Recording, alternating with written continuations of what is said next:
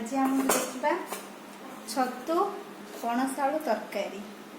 आसतु आज को तेल लंका गुंड मसला गुंड हल्दी गुंड अदा रसुण पेस्ट टमाटो पियाज कलर पे टी चीनी। फास्ट आम चामच तेल पकईकरी छतुटा को टी भाजीदेवा।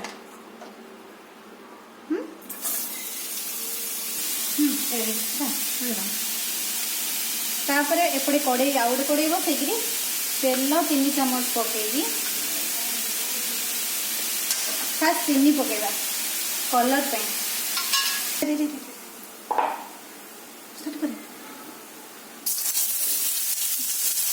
चीनी टे फेण टे पड़े आसला पियाज पकईदेवा।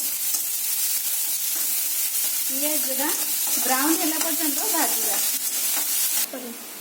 तापर ब्राउन हो सारा पियाज 2 चम्मच रसुण बटा पकेगा अदा रसुण बटा।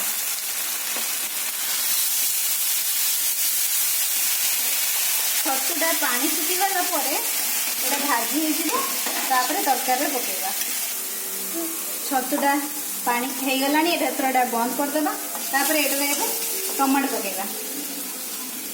ये टमाटो पकेगा मसला टिके कषे तब टमाटो पकेगा। टमाटो टिके भाजी हो सारा हलदी गुंड हाफ चामच लंका गुंड हाफ चामच मसला गुंड हाफ चामच पकईकरी घाटी देव।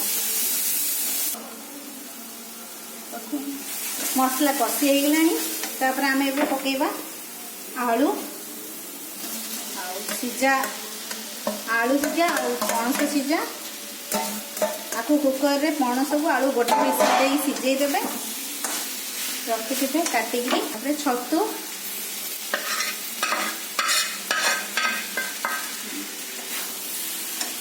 स्वाद अनुसार लुण पकई पानी पकई 10 मिनट घोड़े देवे। एबे तरकारी हो आसलानी धनिया पत्र पकईकरी